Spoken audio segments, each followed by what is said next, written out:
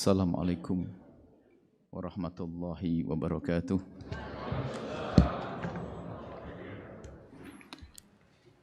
Alhamdulillah wa syukru lillah. Wassalatu wassalamu ala rasulillah Sayyidina Muhammad ibn Abdullah wa ala alihi wa ashabihi wa mawalah. Amma ba'd. Yang sangat kami cintai, kami muliakan Rektor Universitas Islam Sultan Agung Semarang, Profesor Dr. Gunarto SHM HUM, Wakil Rektor 1 Universitas Islam Sultan Agung Semarang, Profesor Andri Sugiono STMM PhD, Wakil Rektor 2 Universitas Islam Sultan Agung Semarang, Yang Mulia Dedi Rusdi SEMSI AKTCA, Wakil Rektor 3 Universitas Islam Sultan Agung Semarang Muhammad Komarudin STMSC PhD, Ketua Pembina Yayasan Badan Wakaf Sultan Agung Dr. Haji Azhar Kombo, Ketua Pengurus Yayasan Badan Wakaf Sultan Agung Habib Hasan Toha Putra MBA, Ketua Tim Ahli Universitas Islam Sultan Agung Semarang Profesor Dr. Haji Anis Mastura Hatun SHM HUM, dan juga Dekan Fakultas Hukum Universitas Islam Sultan Agung Semarang Dr. Bambang Tribawono SHMH, dan Dewan Guru Besar Universitas Islam Sultan Agung Semarang, Senat Akademik Universitas Islam Sultan Agung Semarang, para dekan dan wakil dekan di lingkungan Universitas Islam Sultan Agung Semarang, Sivitas Akademika Universitas Islam Sultan Agung Semarang, dan hadirin hadirat yang kami muliakan. Izinkan kami di mimbar mulia ini untuk menyampaikan lintasan-lintasan hati yang berhubungan dengan umat Nabi Muhammad Sallallahu Alaihi Wasallam dengan judul Korelasi Disiplin Ilmu Sosial Humaniora terhadap Pencetusan Hukum Fikih. Hal yang perlu disadari adalah adanya tugas besar kita di tengah-tengah bangsa manusia, yaitu menciptakan perdamaian, keadilan, dan kenyamanan. Itulah fungsi terpenting hadirnya manusia di semesta ini, yaitu menjadi khalifah Allah di muka bumi dengan tugas melestarikan semesta berdasarkan petunjuk dari Allah Subhanahu wa Ta'ala. Dalam rangka menegakkan keadilan, mewujudkan perdamaian dan kenyamanan di antara sesama manusia, perlu adanya rambu-rambu yang mengatur kehidupan manusia agar manusia tidak membuat kerusakan di muka bumi. Rambu-rambu yang dimaksud adalah agama yang Allah turunkan kepada Nabi Muhammad Sallallahu Alaihi Wasallam untuk umat manusia. Jika ditinjau lebih jauh, agama yang dibawa baginda Nabi Muhammad Sallallahu Alaihi Wasallam sangatlah luas, mencakup bimbingan untuk keselamatan manusia seutuhnya, baik di dunia maupun di akhirat. Termasuk di dalamnya adalah urusan antara hamba Allah dengan sesamanya dan antara hamba Allah dengan Allah Subhanahu wa Ta'ala. Jika rambu-rambu tersebut dipatuhi, maka akan terwujud keadilan, perdamaian, dan kenyamanan antara sesama manusia. Rambu-rambu tersebut tersimpulkan dalam disiplin ilmu yang disebut dengan ilmu fikih. Oleh sebab itu, karena begitu pentingnya ilmu fikih, maka dibutuhkan adanya sekelompok orang yang sukarela menghabiskan waktunya untuk menekuni disiplin ilmu tersebut. Akan tetapi, di sisi lain, yang harus difahami dalam menerapkan ilmu fikih dalam kehidupan manusia, sangat diperlukan pemahaman yang benar tentang manusia itu sendiri. Sehebat apapun seorang ahli fikih, jika tidak memahami dan mengenali manusia secara benar, maka fikih yang dipahaminya akan mentah dan tidak bisa diterapkan dalam kehidupan manusia. Hadirin yang semoga dimuliakan oleh Allah, untuk mengemban tugas menjadi khalifah Allah di muka bumi, perlu dihadirkan peran semua pihak dalam bersinergi antara ahli fikih dan pakar-pakar ilmu sosial humaniora, atau yang sering ya dalam istilah Arab al-ulum al-insaniyah. Artinya dalam menerapkan hukum fikih, seorang ahli fikih tidak cukup hanya mengandalkan kepakarannya saja.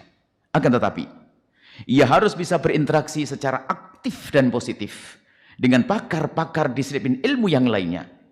Bahkan akan sangat mustahil menerapkan hukum fikih jika tidak mengetahui dengan benar tentang manusia yang akan diberi status hukum tersebut. Disebutkan bahwa al-hukmu 'ala syai'i far'un 'an tasawwurihi. Artinya jika kita akan menerapkan sebuah hukum kepada sesuatu hal, kepada sesuatu, maka kita harus mengetahui dengan benar sesuatu tersebut. Seseorang yang mengetahui sebuah hukum, namun ia belum mengenal dengan baik dan benar tentang manusia yang akan diberi hukum tersebut, maka hukum yang diterapkan bisa dianggap tidak sah dan bahkan dalam merugikan manusia itu sendiri.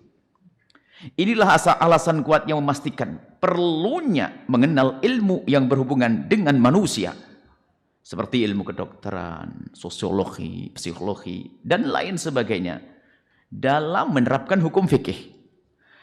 Hal inilah yang sangat perlu disadari oleh semua pihak, bahwa semua disiplin ilmu tentang manusia yang telah ditekuni selama ini di kampus-kampus adalah ilmu yang bermanfaat. Dari sinilah akan muncul kerjasama yang baik dalam irama tolong-menolong dalam melestarikan semesta untuk mewujudkan perdamaian, keadilan, dan kenyamanan di dalam kehidupan manusia.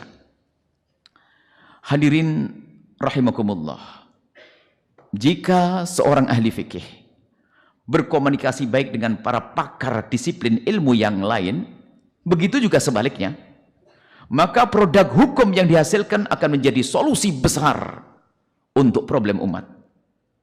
Seorang ahli fikih harus mengetahui batas yang tidak boleh ia lampaui. Jika sudah sampai batasannya, ia harus mempercayakan keputusan hukum kepada pakar disiplin ilmu yang lainnya. Sebagai sebuah contoh, seorang ahli fikih berkata bahwa puasa bulan Ramadan adalah wajib bagi seorang muslim yang tidak bepergian. Namun dalam suatu keadaan ia menemukan seorang muslim yang tinggal di rumah dalam keadaan sakit, yang menurut dokter sangat berbahaya jika ia tetap berpuasa. Seorang ahli fikih yang dihadapkan dengan permasalahan tersebut akan berhenti kepada keterangan dokter tersebut, hingga bahasa fikihnya pun yang semula mengatakan puasa adalah wajib menjadi tidak wajib. Yang semacam ini, karena ini ada hubungannya dengan kesehatan fisik, maka keputusan hukum dari seorang ahli fikih akan dianggap sah jika benar-benar telah direkomendasi atau sesuai dengan apa yang telah disebutkan oleh pakar medis. Penggambaran di atas menunjukkan pentingnya sinergi yang aktif dan positif antara ilmu fikih dan ilmu lainnya. Jika disadari dengan benar, maka semua ilmu Allah yang Allah berikan kepada hamba-hambanya memiliki fungsi yang sangat besar untuk melestarikan semesta. Dengan catatan, semua masing-masing pakar memahami batasan-batasan yang harus dipatuhi dan tidak boleh dilewatinya. Mematuhi batasan tersebut adalah dengan cara tidak memasuki wilayah yang tidak masuk dalam lingkup keahliannya. Hadirin hadirat yang dimuliakan oleh Allah. Dari mimbar yang mulia ini kami sampaikan bahwa siapapun yang memiliki disiplin ilmu yang berbeda-beda, pastikan ilmu tersebut adalah sangat erat dengan ilmu fikih. Dan harus menjadi pendukung ilmu fikih tersebut. Sehingga ilmu tersebut yang semula tidak disebut sebagai ilmu agama, akan tetapi dengan kesadaran tersebut secara otomatis akan menjadi bagian daripada ilmu agama tersebut. Begitu sebaliknya. Perlu kami sampaikan kepada para pakar ilmu fikih. Fikih akan mentah jika seorang ahli fikih tidak pandai berinteraksi aktif dan positif dengan ahli-ahli ilmu tentang manusia. Berikut kami hadirkan beberapa contoh akan pentingnya interaksi yang aktif dan positif antara ilmu fikih dengan disiplin ilmu yang lainnya. Permasalahan di seputar tahlilan yang selama ini sudah mengakar di kehidupan masyarakat. Tidak cukup dalam memahaminya hanya ditinjau dari sisi argumentasi berdasarkan dalil naqli Al-Quran atau hadis Nabi SAW. Akan tetapi untuk memahaminya harus juga meninjau dari sisi yang juga sangat erat hubungannya dengan permasalahan manusia itu sendiri. Seperti sisi budaya yang telah mengakar di tengah-tengah masyarakat yang biasa hidup guyup dan rukun serta bergotong royong. Maka di saat ada anggota keluarga dari salah satu dari mereka yang meninggal dunia, maka budaya indah tersebut tidak mungkin dijauhkan. Secara otomatis, di saat ada kematian maka masyarakat akan berkumpul di tempat tersebut. Ada yang dengan sengaja datang untuk menghibur keluarga yang berduka, atau sekedar berkumpul sebagai tanda keakraban karena sudah menjadi sebuah kebiasaan. Di dalam perkumpulan tersebut terkandung nilai positif yang secara fikih adalah dianjurkan, yaitu ta'ziyah. Untuk meringankan takziah, datang menghibur untuk meringankan beban kesedihan keluarga yang ditinggal. Kemudian momen berkumpul tersebut diisi dengan kegiatan positif seperti membaca doa, berzikir dan lain-lainnya. Artinya, jika kita cermati dengan benar yang terjadi di seputar kegiatan tahlilan tersebut, terdapat nuansa ilmu fikih yang dilengkapi dengan psikologi dan sosiologi. Dua contoh. Contoh kedua, keberadaan dua adzan dalam sholat Jumat pada zaman Sayyidina Utsman bin Affan tidak terlepas dari fenomena masyarakat yang tumbuh di kota Madinah. Pada mulanya adzan sholat Jumat hanya dikumandangkan satu kali. Namun dikarenakan semakin banyaknya kaum muslimin di sekitar kota Madinah, maka Sayyidina Utsman bin Affan menambahkan satu adzan lagi untuk mengingatkan kaum muslimin bahwa hari itu adalah hari Jumat, sehingga dapat segera mempersiapkan lebih awal agar tidak tertinggal dalam melaksanakan sholat Jumat. Hal yang semacam ini tidak lain karena kecerdasan Sayyidina Utsman bin Affan dalam memahami kondisi masyarakat. Contoh ketiga, korelasi fikih dengan ilmu psikologi. Contoh, seorang ahli fikih yang berkata bahwa sholat Jumat bagi laki-laki yang di rumah tidak bepergian maksudnya adalah wajib. Kecuali mereka yang udzur karena tidak sehat secara fisik. Sakit perut dan yang lainnya. Akan tapi suatu ketika ada seorang yang berada di rumahnya, dia tidak mau melakukan sholat Jumat. Dilihat dari sisi fisiknya ia sangat sehat, sehingga seorang ahli fikih akan dengan mudah mengatakan bahwa dia telah melakukan dosa besar.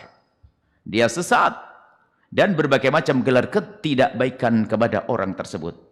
Akan tetapi seorang ahli fikih yang berwawasan tidak serta-merta menghukumi orang tersebut dengan sebuah kesalahan. Akan tetapi ia akan mencari tahu lebih jauh tentang sebab tidak mau melaksanakan sholat Jumat. Kemudian informasi yang didapat dari keluarganya adalah bahwa setiap pagi di hari Jumat ia selalu ketakutan, keluar keringat dingin, tidak mau keluar rumah, bahkan tidak mau keluar dari kamarnya hingga sampai ia tidak sholat Jumat. Mendengar jawaban seperti itu, seorang pakar fikih berwawasan akan bertanya kepada orang yang diduga akan mengerti tentang keadaan orang tersebut.